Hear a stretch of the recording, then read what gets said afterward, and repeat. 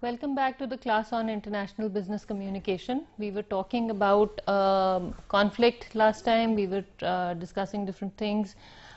We talked about what conflict is. We talked about how conflict occurs. We talked about how conflict comes up and how people deal with conflict. We will discuss the negotiation and conflict management again today. We will discuss what negotiation is and what are the different strategies for conflict management. Okay, some revision. What is the connection between, please discuss amongst yourselves what the connection between convincing, compliance, reasoning, persuasion and conflict is. I would also like you to discuss the implications of communication climate and communication rules in the generation and resolution of conflict in the following situations. How does this affect superior subordinate communication? How does this affect intercultural communication? That is something I'd like you to discuss before we move on. We will now talk about, we were talking about how people handle conflict. We talked about different strategies for handling conflict. We talked about people being evasive, people being estranged, people accommodating, people adjusting to what other people are saying and then accommodating and then sort of handling conflict accordingly. We talked about patronizing, where they say, I will help you, but I will help you with a cost to myself, and I'm going to make sure you know that I'm taking a hit for you. Or people can be assertive. People just say it's my way or the highway. It's a conflict. I will have my way no matter what. Consolidating, where people give equal consideration to both views in a non-disruptive way. And begrudging, where people consider both views but in a disruptive manner. You say, okay, I'm going to do it, but I don't like what I'm doing. I don't like acknowledging your viewpoint, but I seem to have no choice. But it doesn't mean that I will not take my own point of view into account. Now, the difference between patronizing and begrudging is, in patronizing, I will let you have whatever you want. I will let you take whatever you want, but I will always hold a grudge against you, and I will say, or I will keep reminding you that, remember, on so and so occasion, or you had your own way. I let you have your own way. In a begrudging kind of situation, I'll say, okay, we both will do it, but I'm not comfortable being in this conflict. I'm not comfortable dealing with this. We will deal with our issues, but I'm just not comfortable with the situation. So that's begrudging. And of course, these are some of the ways. None of whatever I say is exhaustive. Please believe me when I say this. Nothing in the social sciences is ever exhaustive. Nothing can really cover the entire gamut of reactions, entire range of emotions or activities that we have. So that is what I wanted to bring to your notice. It is just not possible to cover everything in the social sciences. Human nature is so unique, so diverse, so dynamic, that everything is constantly changing. So nothing that I say is ever going to be exhaustive. You as human beings will always have, you as people who are experiencing different things, people who are evolving, who are involved in different kind of interactions, will always have something to add to whatever I'm telling you, and that's okay. All right. Some more approaches to conflict management. You could approach conflict directly, or you could approach it indirectly. Indirect conflict management approaches could be, you reduce the interdependence between two people. If interdependence is a cause of the conflict, you reduce the interdependence, and in order to do that, you decouple, which means you take action to eliminate or reduce the required contact between the two conflicting parties. You say, okay, the interdependence is causing the problem, let's remove the interdependence, let us remove the reason for this conflict. Buffering is building an inventory or buffer between the two groups so that any output slowdown or excess is absorbed by the buffer and does not directly pressure the target group. So you create a buffer and you say that, okay, there is a mediator, There is something that will help you vent your steam before you reach the other party. You create a buffer between the two people, give them more work. Interdependence is the same, but the amount of time they spend on the interdependence could be reduced. The number of people who are involved in that interdependent activity could be reduced. So the intensity of interdependence is the same, but that the other stuff could be reduced. Linking pin roles is another thing here. You assign people to serve as formal linking pins between groups that are prone to conflict. You could have project liaisons. You say, if you want to talk to each other, you have to go through this person. It's not a buffer, but there is a linking pin. There is somebody who is more neutral to the whole situation than these people are. And that can help reduce the interdependence, and that can help sort of mitigate the consequences of the conflict. Another indirect strategy could be you appeal to common goals. You could refer it to hierarchy, or you could alter scripts and myths. Now, what do we mean by altering scripts and myths? This means that you change the interpretation of the situation, or you encourage the parties to change their interpretations of the situation. You encourage the parties to alter what they believe about the issue that is being discussed, or that is being conflicted, that is causing the conflict. When we say script, we are essentially talking about a concept they have in mind. Their description of the conflict situation is the script. Myth is the assumptions. It could be right, it could be wrong, but most often these assumptions are exaggerated versions of the reality. So when we talk about altering scripts and myths, we say, why don't you question your assumptions? Why don't you relook at your assumptions? Why don't you reconsider your assumptions in light of some more research about the other party, some more research about the issue, some more introspection about what you really want out of this situation? And when you do that, then you realize that maybe it's not such a bad situation after all, or maybe time has healed all, or maybe your priorities have changed. And so you alter the definitions of the issue and what the issue means to you, and or to the parties involved, and how important it is to the parties involved, and that can help reduce the amount of conflict between these parties.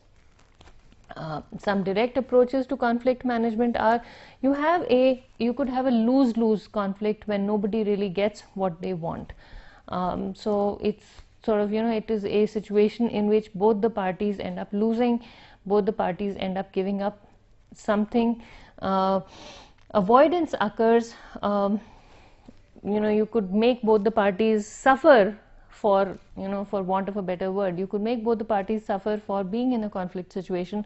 Avoidance occurs when everybody pretends that the conflict does not really exist and hopes that it will go away. Two people are interdependent on each other, they are conflicting. So you remove the reason for interdependence. It could be a common project, and you say, because you are fighting so much, let's just end the project here. Everybody loses. You lose your benefits, you lose your professional credibility maybe, or reputation, or the progress of your progress towards your next position could be slowed down. But you're fighting so badly, you say, okay, this ends right here, and you avoid it. Remove that. It's a lose-lose conflict. Everybody stands to lose. Both the stakeholders stand to lose, and you just pretend that it doesn't exist. Let's not work on this for some more time, or let's stop interacting for some time. Yes, we will lose some amount of money. We will lose some amount of, we will not be able to make any more progress on this project. But let's just let it sit for a while, and it'll go away. Accommodation or smoothing involves playing down differences among the conflicting parties and highlighting the similarity and areas of agreement. Now you'll say, how could this be a lose-lose conflict? The manner in which this is a lose-lose conflict is that when you accommodate to each other party, you let go of a little bit of what you want, and you say, okay, I will adjust to your needs. I will let go of 20% of what I want, you also let go of 20% of what you want, and sort of, you know, both of us are not really satisfied, but at least we are friends with each other, at least we are in a longer working relationship with each other. Compromise occurs when each party gives up something of value to the other, and you say, okay, you want something I have, here, take it, and I'll take what you want, what you have that has more value for me, and we will come to an agreement where both of us feel satisfied. The difference between accommodation and compromise is that compromise is a little more satisfying than accommodation or smoothing, where you say, in smoothing you say, we accept that we are different, we will cut the portions that are causing this problem, so we both stand to lose a little. What we really gain out of the situation is the long-term relationship. We have to work with each other, so let's just work on areas that matter most to both of us, and let's just let the other things be. In a compromise, we say we try and fit everything together, and sort of, you know, we'll find common ground and build a more consolidated, more tight kind of situation. Win-lose conflict is one party achieves its desires at the expense and to the exclusion of the other party's desire. Again, fewer resources, one person gets the resources, one person doesn't. That is a win-lose conflict. We have competition is one such type of conflict where one party achieves a victory through force, superior skill, or domination. So, you know, competition, there are a few, one person has to get the contract, everybody applies. Open competition, you have superior skills, your contracts are, your tenders are viewed, they are assessed, and one person gets the contract and the other person doesn't. And it's based on what you present to the deciding people. Authoritative command is a formal authority that simply dictates a solution and specified what is gained and what is lost by whom. And, you know, people are fighting, and then the boss says, you know, the person next in hierarchy says, you know what, we've had enough of this. X gets what he wants, Y does not get it. There's just one of this. You get promoted and you don't because you're fighting too much, or you get promoted, you don't because, you know, so and so's skills are superior than yours. And I'm saying this because I have the authority to put my foot down and end this conflict here and now. Win-win conflict is a blend of high cooperation and assertiveness. Both lay whatever they want down on the table and both say, yes, this is what we want, this is what we can stand to lose without very much discomfort to either of us. And then you say, okay, let's get together and build something new out of this collaboration. It's not really about losing, it is about creating more value out of the common resources. So we are conflicting, but let's find more meaning into this difference and let's build something positive. And that's where collaboration or problem solving comes in. You recognize that something is wrong and needs attention, and then both the parties get together and build on that. And now I'm taking you back to, I forget the lecture number, but we had a lecture on collaboration. So it's all interconnected, like I told you in the last lecture. It is all interconnected. You can always take any slide back to any other slide, or any part of any lecture back to any other part of any other lecture and connect it. That's how messy and difficult this course is, but it's all very applicable, so I hope you're enjoying it as much as I am. Okay, negotiation. We were talking about conflict management. Negotiation. What is negotiation? It is a skill that helps you get what you want from others without alienating them.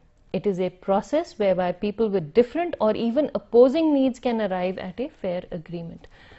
We will talk about a different kind of negotiation where people tend to get alienated, but that really doesn't qualify as a, it does qualify as a negotiation, but again there is some discussion involved.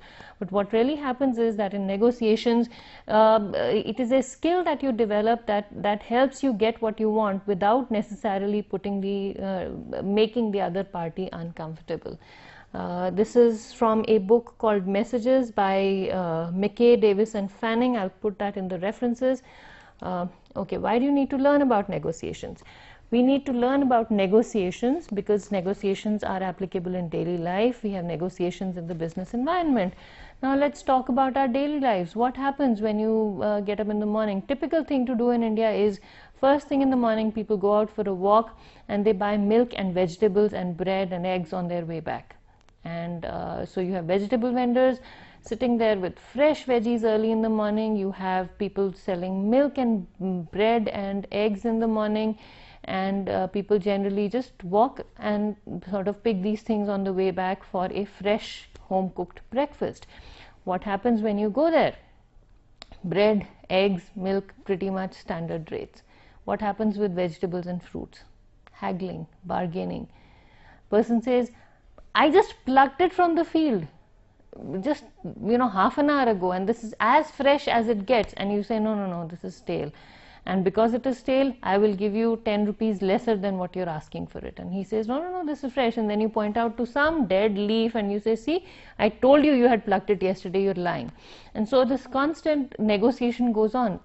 You come home and the lady in the house says, I'm going to make breakfast that caters to the choice of 3 out of the 5 people in the family.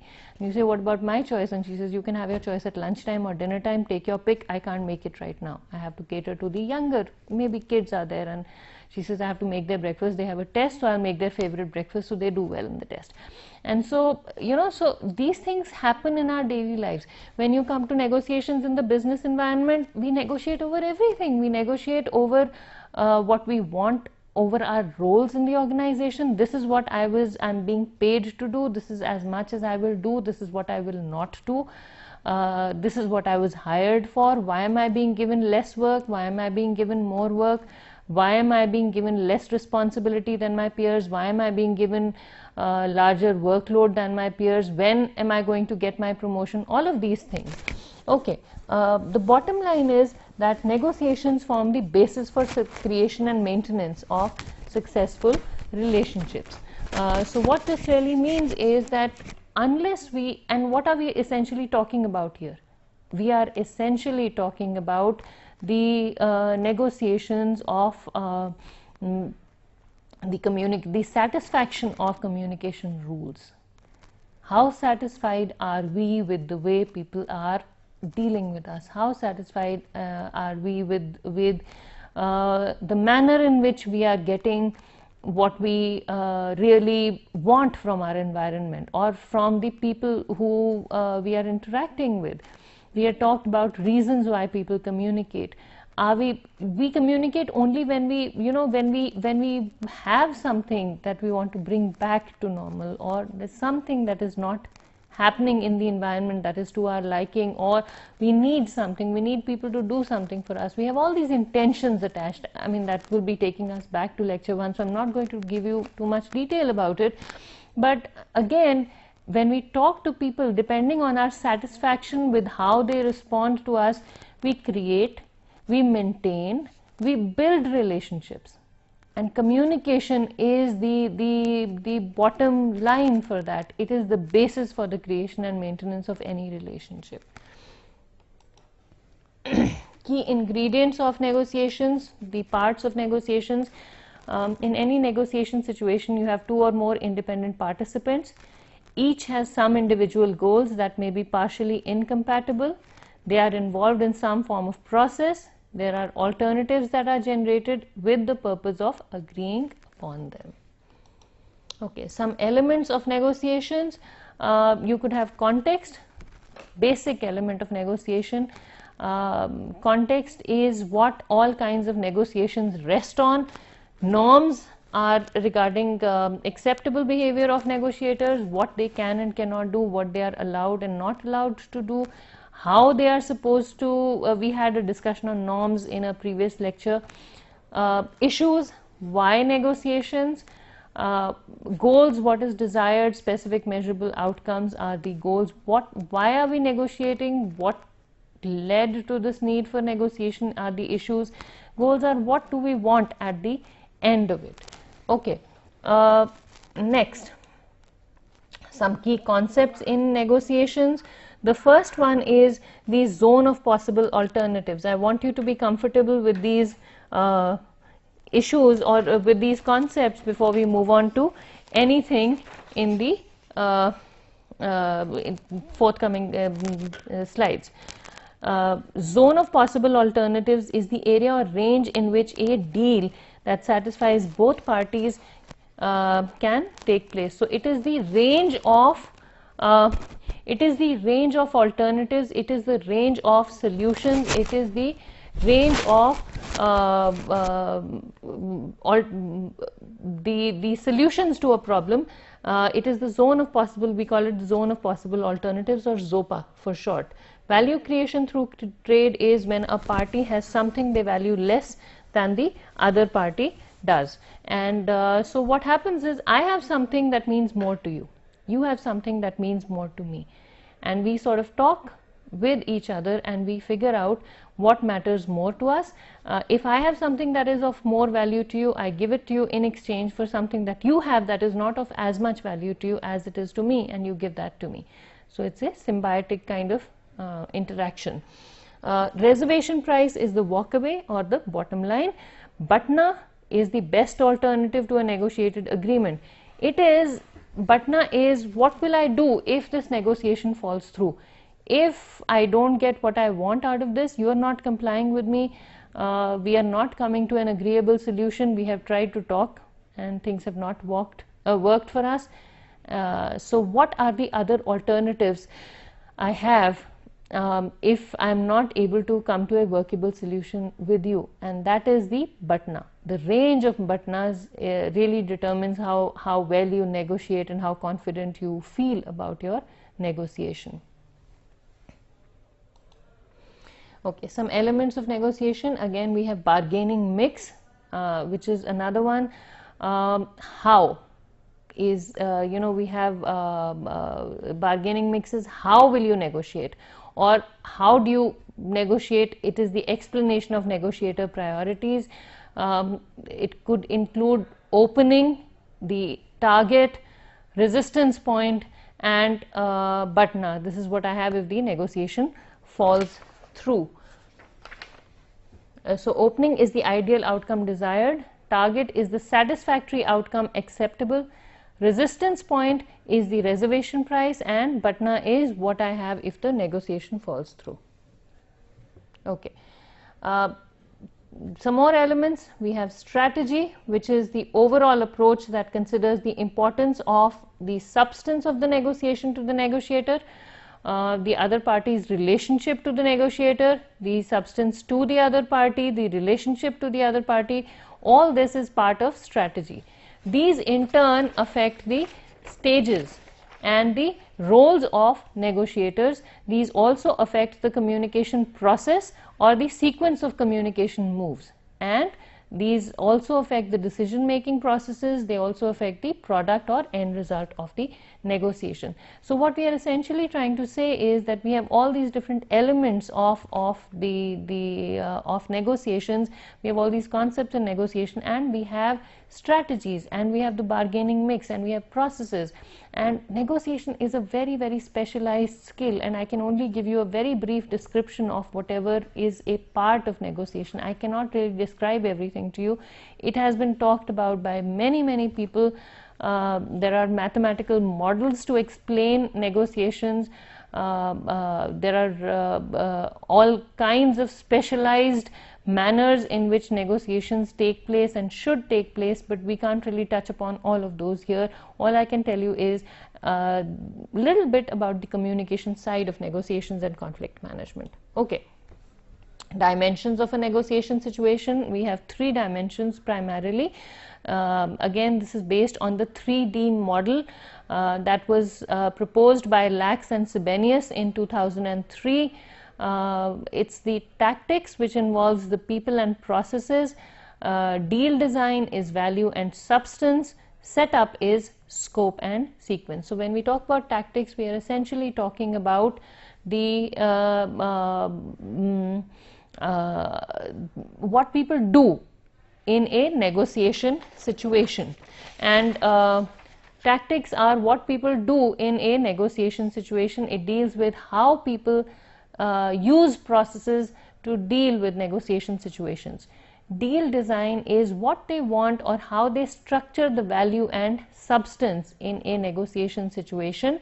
I'm sorry about the noise in the background. There seems to be some problem outside. Setup is about scope and sequence.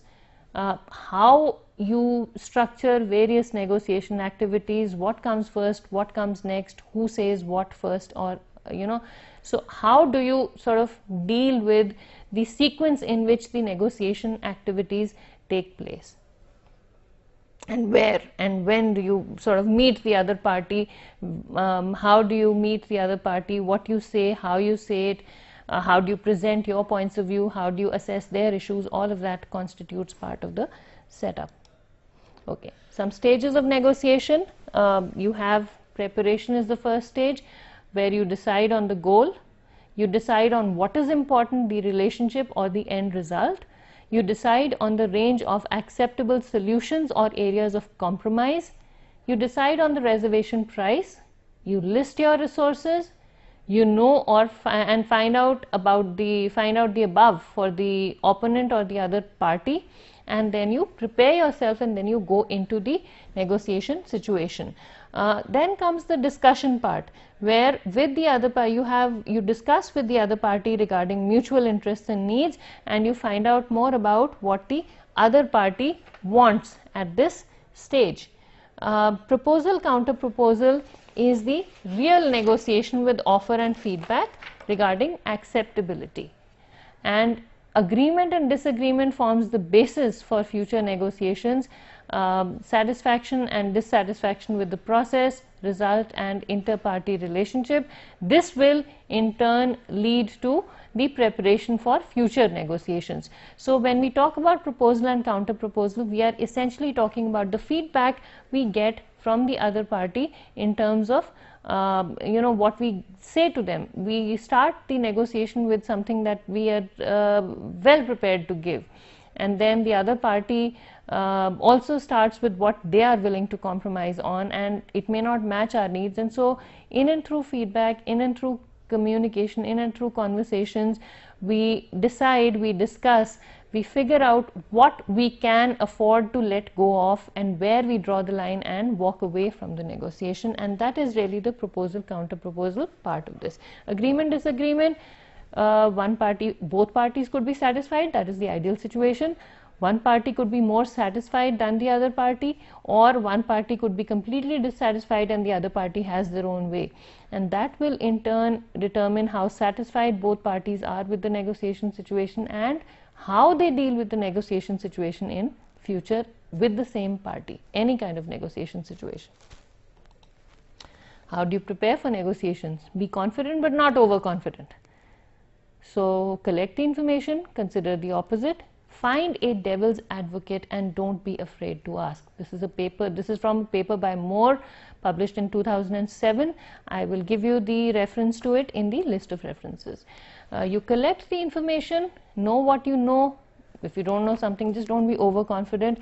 You will never be able to find all the information there is to find out.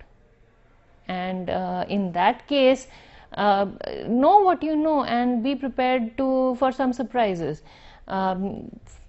Also consider that the other party may really have a genuine reason for saying and doing what they're saying and doing, and in that case they may not necessarily be wrong, and so you have to consider that also. And don't be afraid to ask, and find a person who can help you see the other party's position in a very positive light, and that can help you strengthen your own position. Prepare, question your assumptions and re-evaluate your overall attitude towards negotiation. Again, prepare well. What are you assuming? Why are you assuming what you're assuming? Figure out your overall attitude towards negotiations, towards this negotiation. Do you really want to go into it? Are you really going to be comfortable with it? Make sure you've engaged the right parties in the right talks. Find the right people who are really open to negotiating, and prepare to create value by assessing outside alternatives and possible proposals, and by assessing your ZOPAs. Increase your ZOPAs, increase your BATNAs, and you will be okay. Increase your zone of possible alternatives. Don't be too flexible, but again have a wider range, as wide a range of possible alternatives as possible, and as wide a range of the alternatives to a negotiated agreement. You'll feel stronger if that is the case. some rules of principled negotiation. This is about the actual negotiation process.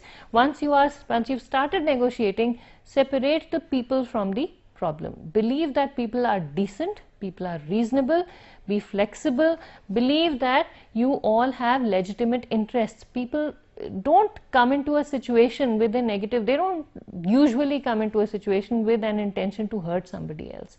So believe in the niceness of human nature. Believe that people are asking for something because they legitimately want to have something, not because they want to hurt you. And you know, that puts you on a different platform, and you say, yes, I wanted to have a legitimate reason. I'm not trying to hurt you, you're not trying to hurt me. We have other reasons for coming to the situation, we have other reasons for disagreeing, and then move from that point. And it's not, I may dislike you, but the problem is a problem, and that has nothing to do with what I think of you. Understand the people, empathize, but don't project your fears, biases, etc. Listen actively and be sensitive to feedback. Again, put yourself in the other person's shoes, but don't project your fears. Don't let them be a part of your discussions. You may be scared of some situations, you may not want to take risks, but again, if the situation demands, be prepared to take some risks, be prepared to be flexible, be prepared to accept other person's point of view, and empathize and put yourself in the other person's shoes, but don't let them walk all over you. Listen actively and be sensitive to feedback. So, and that will help you. Why? Because that will help you come up with a better counter proposal to whatever they are saying, and link up whatever they are saying with your own needs and goals. Okay. State the problem in terms of interests in appropriate measure at the appropriate time in as much a factual manner as possible. Again, state the problem in a manner that is as factual as proper as possible. State it at a time when it should be stated, and limit the scope or define the scope appropriately. You know, this is the problem, it's not bigger than this, it's not smaller than this. List your options, prefer growing the pie to splitting it. Again, if the pie is bigger, everybody gets to have a larger piece of it.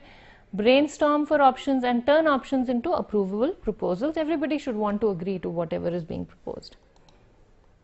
Factors affecting negotiations. What can affect the outcome of negotiations? There could be legal pressure. You may be governed by law to negotiate, and not really, or the rules of the organization that you're in may mandate that you negotiate and come to a workable solution. There could be investment criteria. Again, the size of investment, what the material gains that people are expecting from that negotiation situation could be a factor in determining how negotiations take place. The common goal could be a factor, so that is very, very essential. You know what the common goal is, the size of the common goal, the stakes that are that people have in the common goal. Behavior of negotiators is another one where the strategic behavioral mimicry and adaptation is a factor. Again, it is not about aping the other person, it is also about adapting to the other person's style of negotiation. Culture and training of negotiators is another one that forms the basis, as we talked about in the previous slides.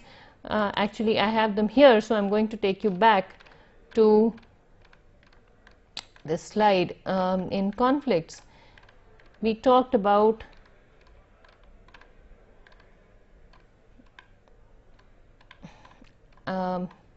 antecedent conditions, and so we are essentially talking about the background of the conflict situation, and we are talking about negotiation as a means of resolving conflict, and that is what I'm referring to over here.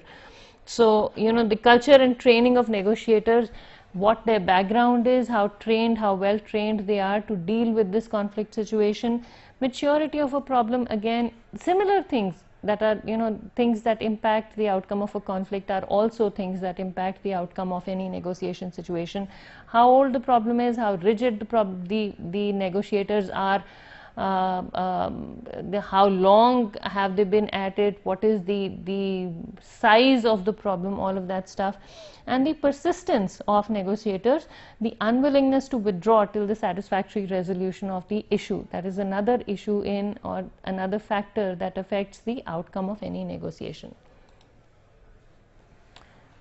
Two main types of negotiations. You have competitive or distributive negotiation, where one wins, the other loses. We have collaborative or integrative negotiation, where both lose a little and win a little, overall a win-win situation. We were talking about the different approaches to conflict resolution. You have win-lose, win-win, it's similar. These things are parallel, they are overlapping to quite an extent. So, in the distributive negotiation, HBE stands for Harvard Business Essentials. It's a booklet that I referred to, and I got this information from there for you. It is characterized by win-lose. The seller's goal is to negotiate as high a price as possible, and the buyer's goal is to negotiate as low a price as possible. The less the other side knows about your weaknesses and real preferences, and the more it knows about your bargaining strength, the better will be your position. So you are trying to negotiate a situation, or you're trying to figure out a situation where you get maximum out of minimum input, and that is pretty much what the distributive negotiation is all about. It is characterized by win-lose. One party wins, the other party loses.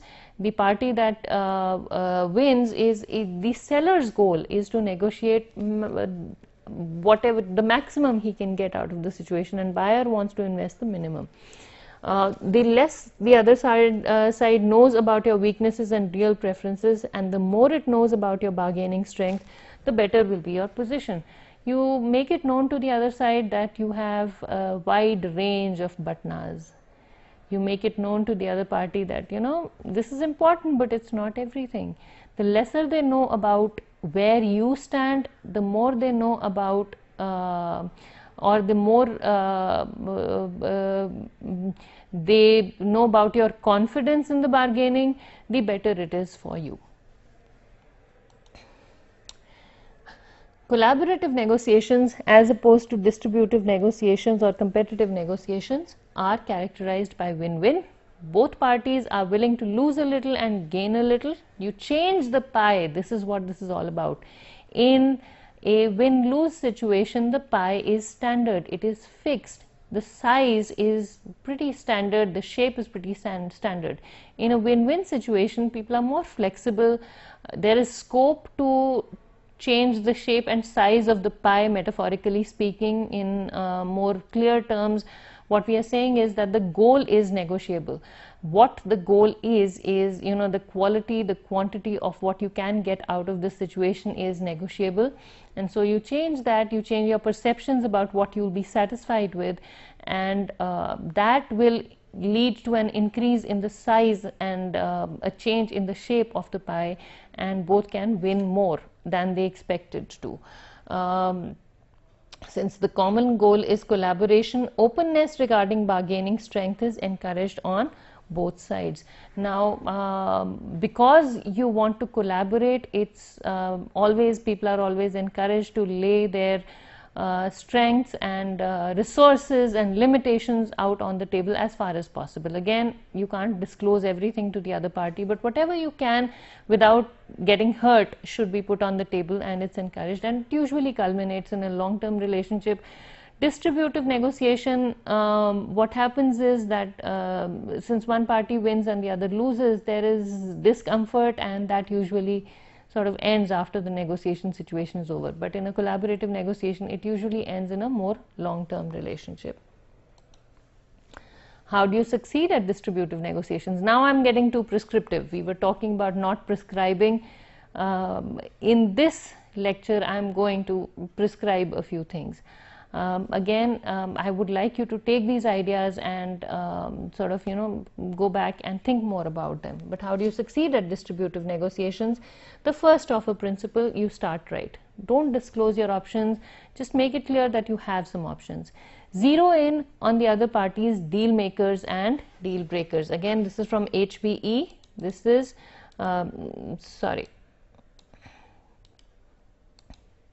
okay. This is H. I'm sorry about this. What I should really do is put the year here. I'm sorry, I should have put it. Okay. So it is from Harvard Business Essentials, published in 2003. Zero in on the other parties, deal makers and deal breakers. Make sure that you know what they will compromise on, what they will agree to, and what they will not agree to. Use the above information to make your first offer. Don't overshoot the mark. Don't give them an option that is going to be so large that they don't want to agree to it. Again, some corrections here. I apologize. This should have been done before the class began. Okay, some more tips about succeeding at collaborative relationships, collaborative negotiations. Clearly lay down the goals, limitations, and resources available for mutual benefits. What do you want? Try to maximize returns for your own client, inducing any joint gains available. Focus on common interests of the parties and try to understand the merits. Use non-confrontational techniques and remain open to persuasion on substance. And be oriented to qualitative goals. You know, you want to negotiate as fair an agreement as possible. You want as durable a relationship as possible. So just lay things down and focus on the problem, focus on building more value from the situation, and you should be okay. Some tactics that people engage in as far as negotiation is concerned, we have traditional competitive bargaining, where you hide your bottom line, make an inflated opening offer, and not disclose your walkaway alternative, and sort of slowly come down. Another tactic that people engage in is emotional manipulation. You feign feelings such as anger, fear, disappointment, elation, or satisfaction, and you say, oh my God, you're hurting me so much. Bargaining is what we do. We start with a very high offer and then slowly come down. It is way beyond what we expect. We slowly come down. Emotionally appeal to the person's emotions, make them feel guilty, make them feel sad. Not right, but again, you know, you decide what works for you in which situation. Misrepresentation is another one, where people distort the information or events in the negotiation to others, and they sort of, usually exaggeration is a form of misrepresentation. They'll present the problem as much bigger than it really is to get maximum sympathy, maximum benefit out of the situation. Misrepresenting to your opponent's network is another one that people do. You tell your opponent that they aren't good people, or they aren't sort of doing what they have been expected to do, and that is what people normally that is something that people tend to engage in. You share your bargaining position more with the opponent's network. Inappropriate information gathering, you use bribery and infiltration and spying. Again, by definition, this is unethical, but people do it. Bluffing, you make threats or promises that you don't intend to carry out, or telling your opponent that only you can fulfill his or her needs. So you say, I'm the only one who can help you. Don't you know this? You have no other alternatives but me for this particular benefit. And people tend to believe you, and that's not really right. But these are some of the tactics people engage in. Again, what is right, what is wrong, you decide. Okay. Culture in negotiations. Culture could help increase the size of the pie. We build on the differences in diversity. We build on the different positions of strengths we bring to the diverse situation, and we try and increase the size of the pie by tapping into individual, unique, rich resources on both sides. Culture could also lead to misunderstandings too, due to difficulties with appropriate interpretation, as we just discussed earlier. Some cultural variations in conducting business. We could have a negotiation. In a negotiation atmosphere, the atmosphere is culturally determined.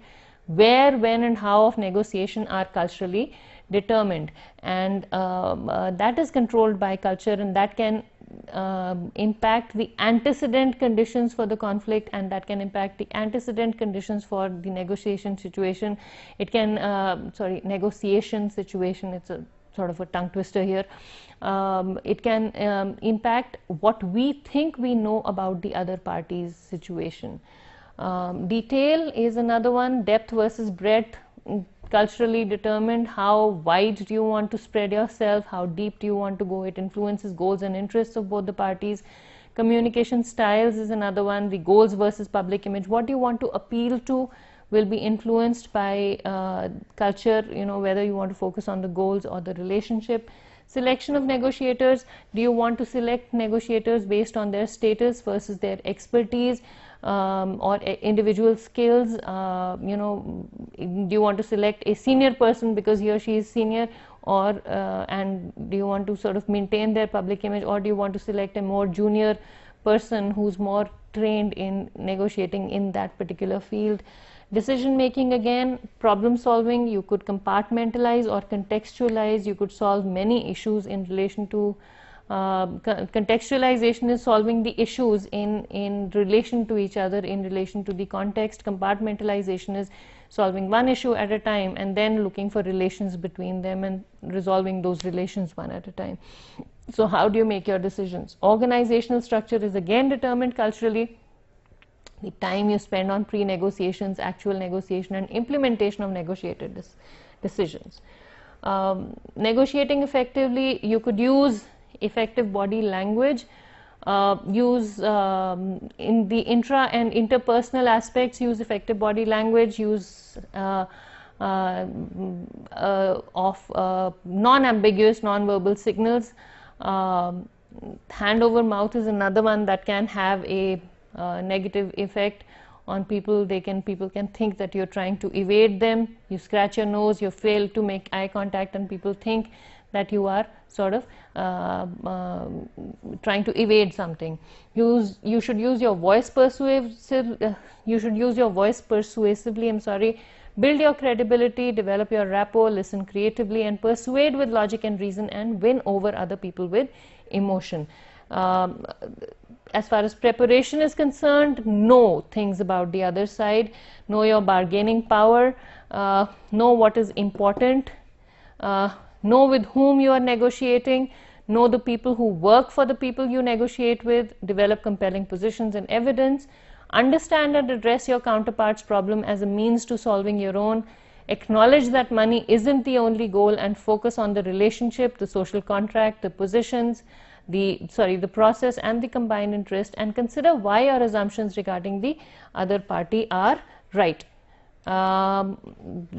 Negotiation process, be as objective as possible, rule out your biases, use precedents wherever possible. If no precedents exist, get an offer from the other party, negotiate whole contracts, set the stage, explore issues, expand the pie and divide it. Increase the size of the pie and divide it up, and everybody will be happy. Use differences as effectively as possible. Make offers, win with emotions, and reach a conclusion. For heaven's sake, end the discussion, reach a conclusion, and move on.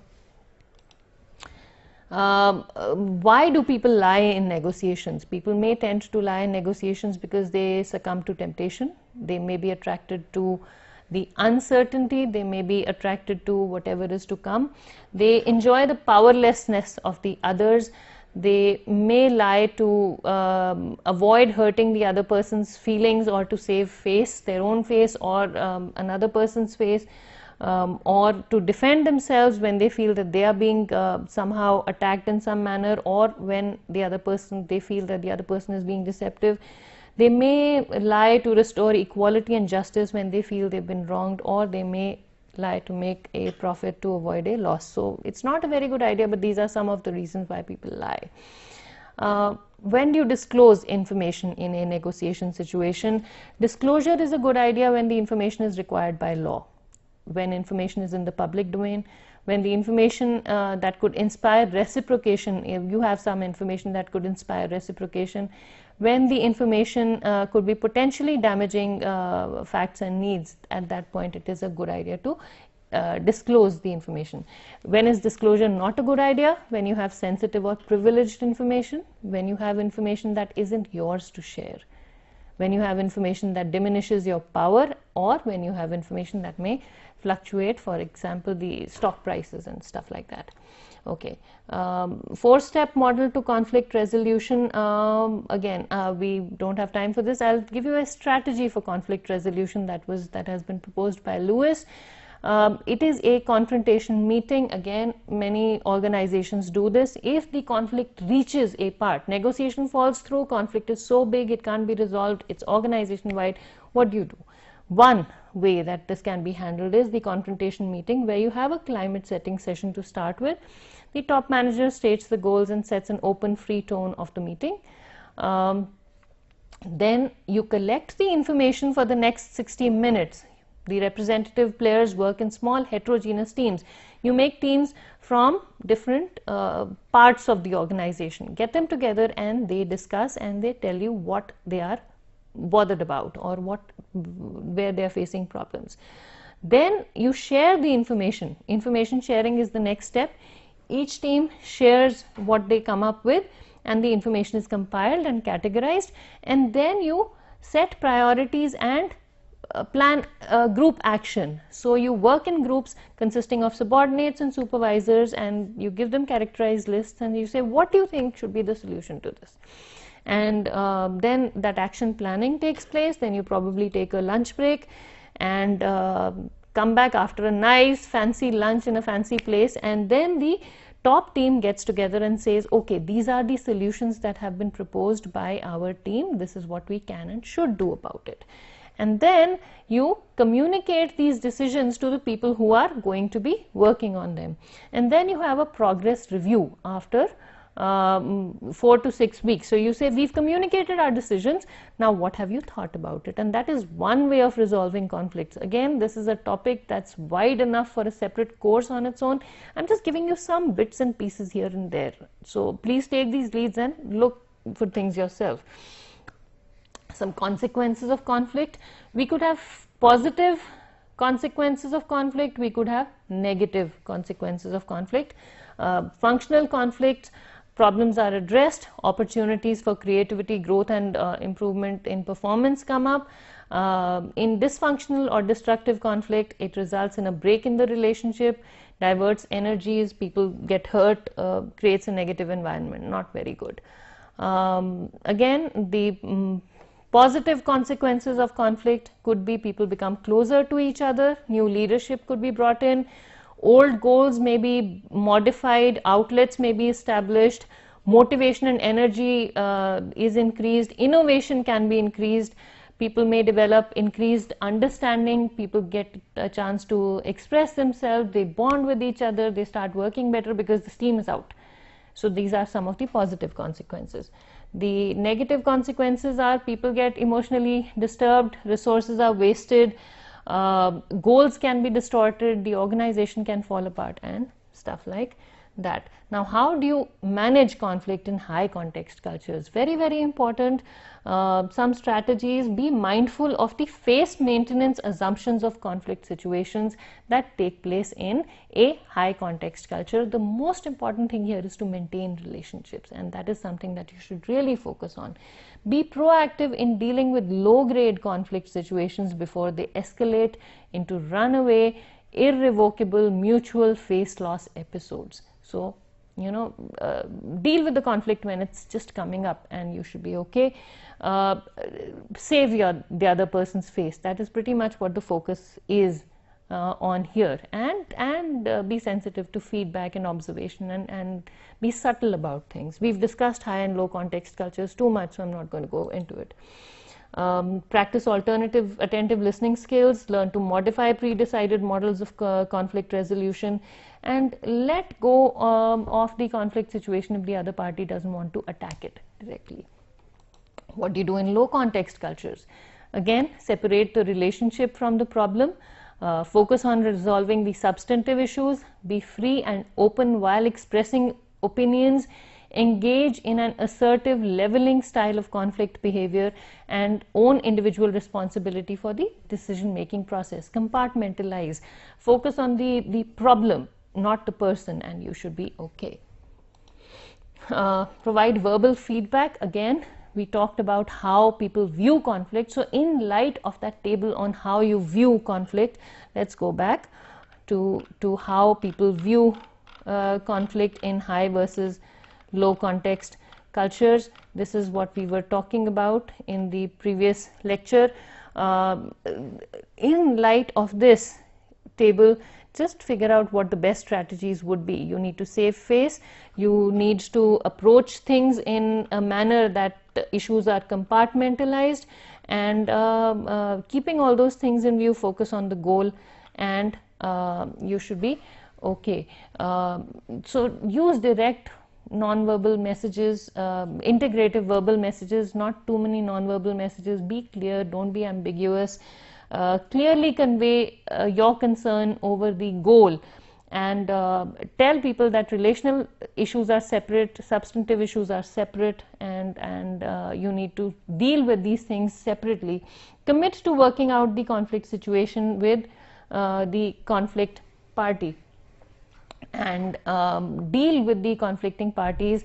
Tell them that your main goal is to resolve the conflict, your main goal is to attack the conflict and iron out all the issues in the conflict, and your goal is not to attack the other person's self-image but to work through the issues.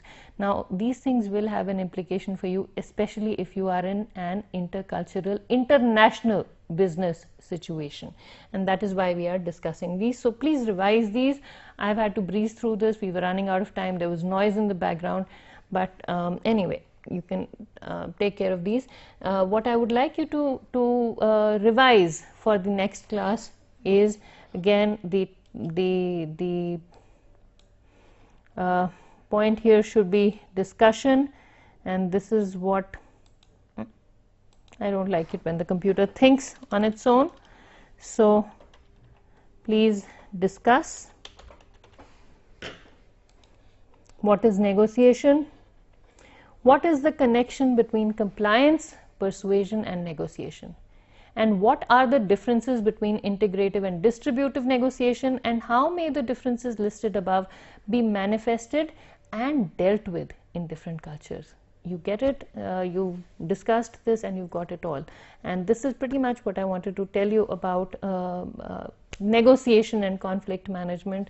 We will move on to the other topics later, but please believe me when I say that this is not really the end. This is just the beginning of negotiations and conflict management. I've given you very, very small leading points, and please take these points and sort of move on and learn more on your own.